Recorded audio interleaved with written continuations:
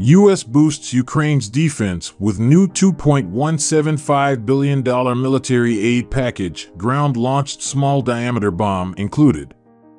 France and Italy joined forces to deliver game-changing air defense systems to Ukraine.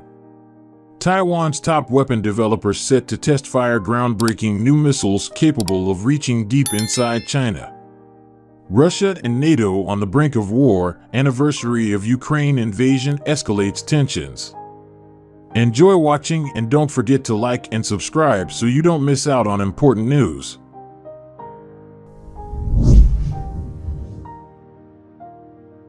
U.S. will give Ukraine munitions for HIMARS, Hawk 2, and Puma as part of new military aid package.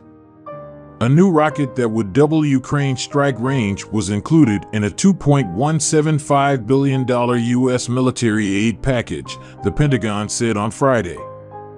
The new weapon, the Ground-Launched Small-Diameter Bomb, GLSDB, will allow Ukraine's military to hit targets at twice the distance reachable by the rockets it now fires from the U.S.-supplied High-Mobility Artillery Rocket System, HIMARS. As part of the USAI package, we will be providing ground-launched small-diameter bomb to Ukraine, Brigadier General Patrick Ryder told a news briefing at the Pentagon. USAI stands for Ukraine Security Assistance Initiative, USAI.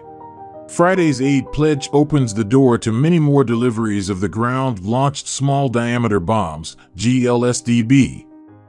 When the new rockets arrive, it will mark the first time Ukraine has seen its rocket range grow exponentially since U.S. furnished HIMARS in late June 2022. HIMARS have a 77 kilometers range and were instrumental in Ukraine's counteroffensive against Russia.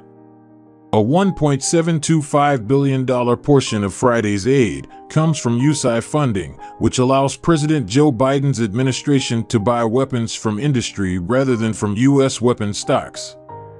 The USAI funds pledged would also be used to buy 2 Hawk air defense firing units, counter-drone systems, counter-artillery and air surveillance radars, communications equipment, Puma drones, and medical supplies.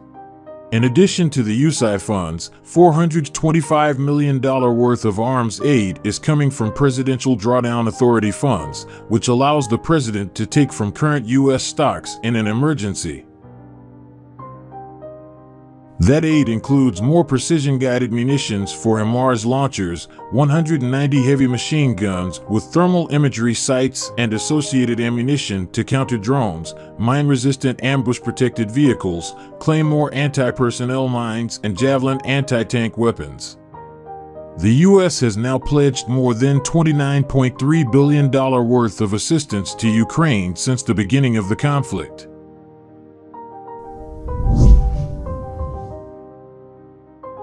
France and Italy have agreed to deliver mobile surface-to-air missile systems to Ukraine, the French Defense Ministry said Friday.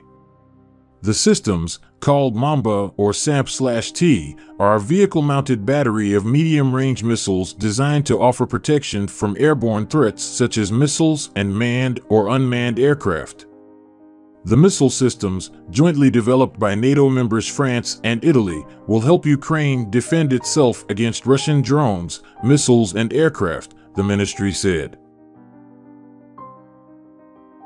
The deliveries were a response to an urgent request by Ukraine's Defense Minister Oleksiy Reznikov made to his French and Italian counterparts to assist with the protection of civilian populations and infrastructure from Russian air attacks, it said in a statement.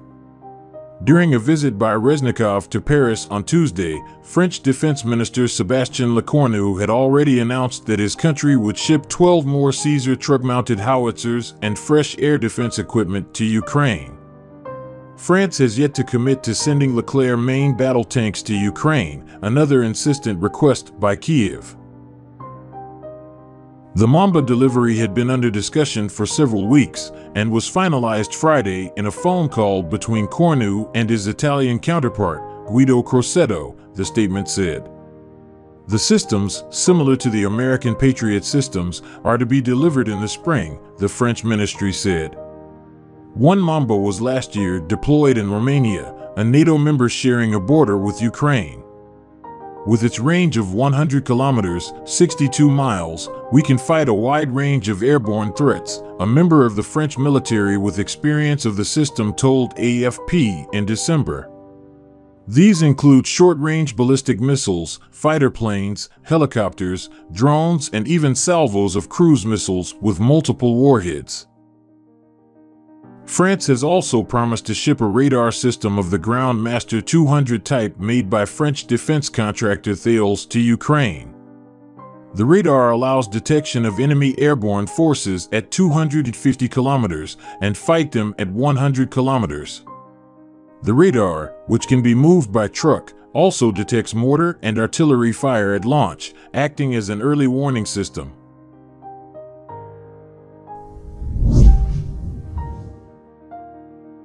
Taiwan's top weapons developer will test fire missiles in South Taiwan, likely to be the new Songxing cruise missiles able to reach China, reports said Saturday, February 4th. The surface-to-surface missile is an extended-range version of the Songfeng IIE, allowing it to hit targets up to 1,200 kilometers away, including Wuhan deep inside China or Qingdao in Shandong province north along the coast. The National Chongshan Institute of Science and Technology, NCSIST, announced it would fire missiles from the Jiuping base in Pingdong County on Monday, February 6th, and Tuesday, February 7th, morning, the Liberty Times reported. The area where the tests will be conducted also includes the skies east past Green Island to Lanyu, or Orchid Island, and northeast to Ilan County, covering a north-south distance of 300 kilometers and an east-west distance of 180 kilometers, with a height of up to 30 kilometers. While the NCSIS did not specify the type of missile involved, observers speculated that the tests would feature the Songxing, which started production last year, with an estimated 100 missiles to be completed by 2025.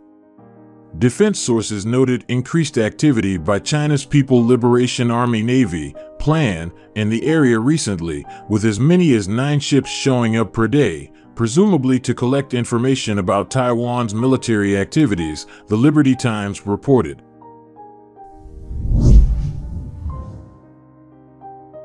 As the first-year anniversary of the invasion of Ukraine draws near, both sides are increasingly focused on their strategies and goals.